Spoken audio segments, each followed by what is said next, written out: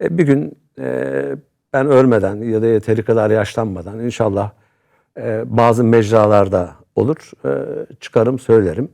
Ama en önemlisi dediğim gibi bu anksiyete konusunu ilk şeyden beri halledemedim. Ki hani o kadar ki zaten bu tip konularda kendimi sınama arzusu ya da işte böyle bir söyleşide falan çıkıp da işte kendini ifade etme cesaretini bulmamın nedeni de yani çok şey olsun diye kısaca anlatayım onu. İşte öğretmen okulunda, Gönen Öğretmen Okulu'nda okudum ben.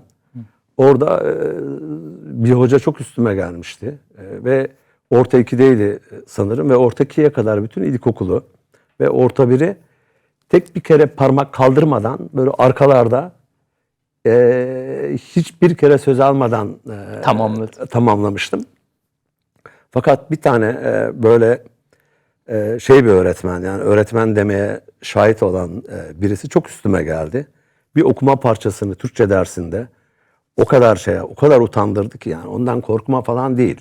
Ama özne olma korkum yüzünden ve onu okumaya çalışırken kekem oldum ben. İnanın hani bir yıl boyunca hiç konuşamadım. Bir arkadaşımla bile. Sonra başka şahane bir öğretmen, bir müzik öğretmenimiz bunu fark etti. Onun belli dersleriyle, ödevleriyle, yardımlarıyla yavaş yavaş halletmeye başladım. Ama o heyecanlandığım ve özne olduğum, olmak zorunda kaldığım durumlarda hep kendini tekrarlayan bir şeydir.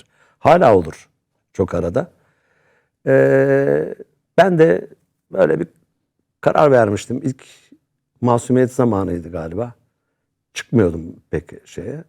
O zaman dedim ki ya bunu at bunu. Yani bunu şey yap, bu kötü bir şey değil. Sonuçta düşüncelerini söylüyorsun.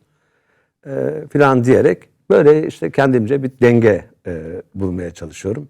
İşte nitekim de buradasın. bu programdayım, evet. İlber Ortaylı ve Ersan Şen gibi de olabilirim diyorsun. Ama işte orada bir anksiyeteyi şey yapan sebepler var. Anksiyeteyi tetikleyen sebepler var. O ne? Onlar neler? Anlamadım.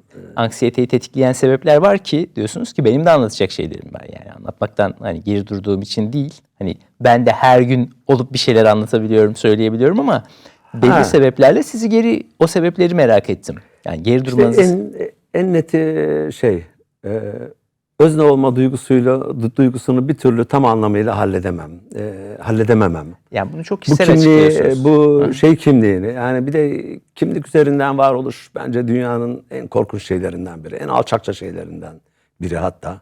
Ve ülkenin genel siyasi, sosyal probleminin de bu olduğunu düşünüyorum. Böyle yani film çektim diye, işte yönetmenim diye hani bir yerlerde sürekli şey yapmak zorunda da değilim. Değilsiniz kesin. Bir de galiba en önemlisi şu söyleyeceğim. Ben kendimi dinlemeyi öğrendim ve istemediğim bir şeyi neye zorlanırsam zorlanayım kabul etmemeyi ve buna direnmeyi ve bunun bedelini ödemeyi çok iyi öğrendim. O yüzden bana mesela kimse hiçbir şey yaptıramaz. Yani hiçbir şekilde beni hiçbir arzumla, hiçbir isteğimi şey yaparak kandıramazlar. Bu konularda asla kendimi kandırmam. Özetle şey diyelim, yani istemiyorum diyelim. Anladım. Daha böyle şey şahane bir gider olsun hem. Tamam. Ben bunu daha böyle dışsal sebeplerinde varmış gibi düşündüm o yüzden sordum. Yani, peki bir de şunu ekleyebiliriz. Bu daha geri planda bir şey, yani daha özel bir şey değil. Şimdi son zamanlarda özellikle bu Instagram'ın şeylerine çok bakıyorum. Böyle işimi bitirip de gece yatmadan önce, inanılmaz bir şey bence ve bu ülkede ta yıllar önce Biri Bizi Gözetliyor diye bir program vardı. Hı hı. Benim tek izlediğim yani 2-3 tane program vardı. Birisi oydu. Birisi şimdi hatırlamadım. Bir şey daha vardı. Dün aklıma gelmişti. Bir de bu Instagram'ın, bu TikTok falan değil de bu Instagram hepsini güzel toparlıyor. Onlara bakıyorum böyle şeylerini. Bana verdiği şey de şu. Yani hepsi hayat hakkında, yani hayatımız hakkında ve gündelik hayatımız hakkında bu hayat duygusunu veriyor. Yani inanılmaz zekice şeyler görüyorum. Hatta böyle, yani böyle giderse yakında bu bizim Cem Yılmaz falan işsiz bile kalabilir yani. İnanılmaz şeyler çıkıyor. Yani bu sokakta ve gerçek olarak yaşanıyor bunlar. Şimdi oradan başlıyorum. 40 yılda bir uzun zamandır bu teknik sebepler yüzünden, reklamlar yüzünden televizyonda seyredemiyorum. Bu Türkiye tam bir geçiş dönemi yaşıyor. Yani koskoca bir 50 yıllık, 40 yıllık bir gelenek bitti. Şimdi yepyeni bu internet filan, işte yayıncılıklar, her şey değiştiği için bunlara hani adapte olmak bir de benim gibi tutucu biri için çok kolay değil. Bir de bunlar eklenince ben böyle çok kenarda kaldım. Ama gördüğüm kadarıyla şöyle bir ortam oluştu.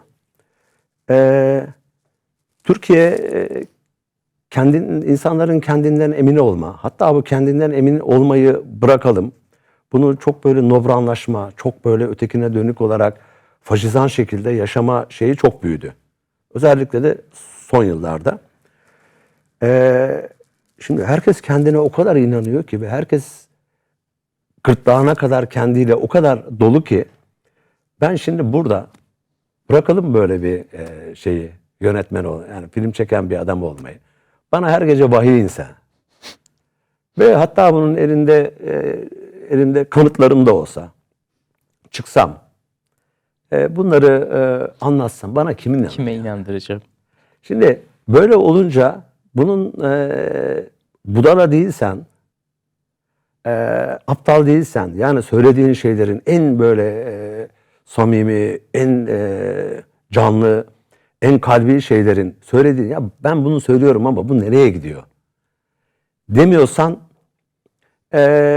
o zaman bir şey söylemenin sebepleri bayağı cılızlaşıyor. Bunu da inanın, hani tamam, hani senin nezaketimi, inceliğin, yıllardır ve geceler boyunca düşünen bir insanın psikolojik ihtiyacı diyelim olarak buradayım. Ama bu ihtiyaçtır da, yani insanlarla konuşmak. Ama bu duygu gerçekten şimdi baş edilir gibi değil. Yani bu nedenle mesela ben gündelik hayatta kendini esirgeyen biri değilim. Yani otobüslere binerim, taksilere binerim, insanlarla kavga ederim, dövüşürüm, dayak yerim. Bir sürü şey yaşıyorum. Yani onları bir şey olsan inanamazsın. Ama bu duygu, o az önce bahsettiğim şey bizim hayatımızda hiç bu kadar güçlü olmamıştı. İnsanlar birbirlerine karşı hiç bu kadar inançsız, kendilerinden hiç bu kadar emin olmamıştı. Bunu kötü anlamda söylüyorum. Ve hatta böyle son zamanlarda, bilmiyorum hani böyle çok mu uzatıyorum ama Hayır, bir hayır. şey aklıma geliyor bu konuda. Benim çocukken yine o öğretmen okulunda okuduğum dönemde bir de ben 2 sene erken girdim, bir de ilkokula erken başladım. Yani 9-10 yaşında falan olmam lazım. Bir sebepten, işte bazı sebeplerden dolayı, bir de orada o okul o zamanlar öyle bir yerde. Bir de sosyalist oldum okulda. Sonra arada bir köye giderdim. Köyde benim bir Mehmet emmim vardı. Tam emmim de değil de babamın emmisi. Isparta'dayız. Isparta'nın Yakavşar köyünde. Bu inanılmaz bir adamdı ve yıllarca bu adamı ben unutup gittim. Ama son yıllarda çok anımsıyorum. Şunun için anımsıyorum. Bu manzaraları görünce. Önce bu manzaralardan bir iki örnek vereyim. O Instagram'dan başladık ya söze, yani anlatma sebebim buydu. Adam, izliyorum orada. Adam orada bir konuda fikrini söylüyor. Sokak röportajları. Onları çok seviyorum bu arada. Aha, sokak röportajlarını. Evet. Bir konuda fikrini söylüyor. Birisi şöyle geçiyor. Geçiyor ama ne duymuş olabilir ya saniyede? Gidiyor, duyduğu bir kelimeyi o bir saniyede kodluyor, üretiyor. Bir yere koyuyor, karar veriyor, geliyor. Vatan haini diyor. PKK'lı diyor. Bilmem ne diyor. Şimdi Ya, bu nedir ya? Şimdi bir tanesi yine hatta yani en komiklerinden biri. Adam iyi kötü fikrini söylüyor. Yazık, sonra vallahi inceledim bile o adamı, araştırdım bile. O şey diyor. Bunlar diyor işte vatan haini diyor, bilmem, birilerine şey yapıyor ya da işte laiklik üzerine bir şeyler söyleyen adam var ya. Hı hı. Yanından biri geçiyor, diyor ki ağzın kokuyor diyor. Ya sana ne? Sen niye ilgili?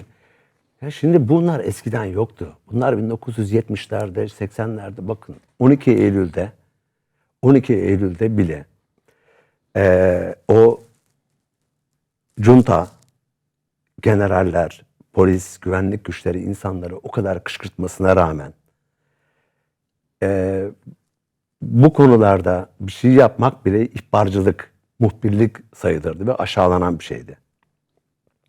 Bu ülke ne zaman, ne ara bu kadar bu konuyu geliştirdi ve ülkenin yarısı diğerinin, diğer yarısı da diğer yarısının muhbiri ve ihbarcısı haline geldi. Bunlarla yetinmeyip sıradan faşizm, sokak faşizmi bu kadar şey. Ben taksiye biniyorum, haberler var. Bir konuda basitçe, hani hiç kimseye saygısızlık etmeden falan bir şey söylüyorum. Bir bakıyorum taksici hallerden hallere giriyor, kuruluyor, bilmem ne, atıyorum işte tuttuğu partinin ya da işte hükümetin şeyine ya da hiç önemli değil ama bak bu herkes için böyle. Türkiye'de yani inanılmaz bir, hani bir makro iktidar var ama bir de mikro iktidarlar da en az onlar kadar zalim ve Şimdi bu halde